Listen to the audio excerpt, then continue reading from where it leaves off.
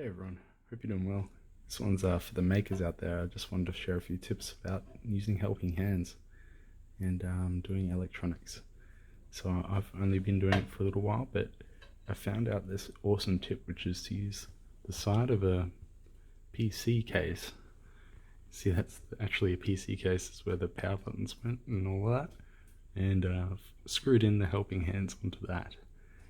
I've got one that actually goes underneath and comes out, and it's nice and rigid when I'm trying to use it. So I'm really enjoying that, because when you have a device such as the Magic Tool, say, when you attach the helping hands to it, they kind of are all coming outwards, and you don't really need a Magic Tool, but the whole idea of this is it's a plate for your electronics. So like I've done here, I've actually got a ESC hooked up, and it's just wedged in, and it just doesn't really like to move much. So that's really good when you're trying to hit it with a soldering iron. You don't want it to be moving around. Now I've replaced the legs on this Magic Tool, and that's another little tip that I want to share, is the rubber legs aren't that great. And if you're looking for something else, you can use magnetic legs. So you can get those. I don't know if they came with it, but you can definitely get them some part of the Magic Tool parts, or just any magnets can do that. You could put this screw through and then have the magnet on the bottom. Because what that's done is it's allowed me to move this plate, but it's also it doesn't want to move. So once I've got the helping hands in a position that I like, so for instance, I'm just going to put this wire down somewhere.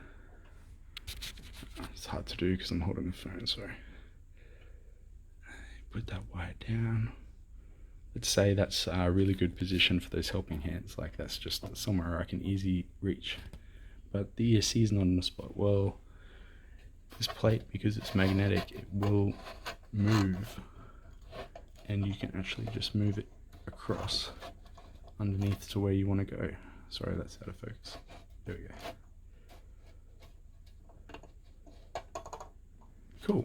So it's all going to be quite rigid. The helping hands not really going to move. The Magic Tools not really going to move.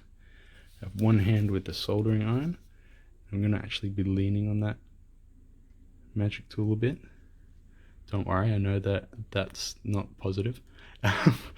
And as you're leaning on the Magic Tool, you can hold the wire in position. So you heat it up, you put all your solder on, and this is the other thing, is that this is all with the right hand that I'm keeping the wire in position and hitting it with the soldering iron. So while my right hand's doing all that, my left hand's going to be over here, and it's going to be holding some solder. Just quickly grab the solder. It's going to be holding some solder, like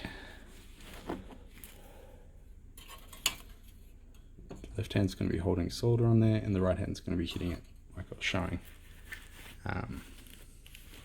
So this thing's really helpful, because it's got way more friction with this side plate than it would usually with the Magic Tool by itself. And so I'm going to try and show off a little bit of how strong this is. Take the soldering iron off. Remember, that's a brand new ESC on there. And I'm tipping it upside down.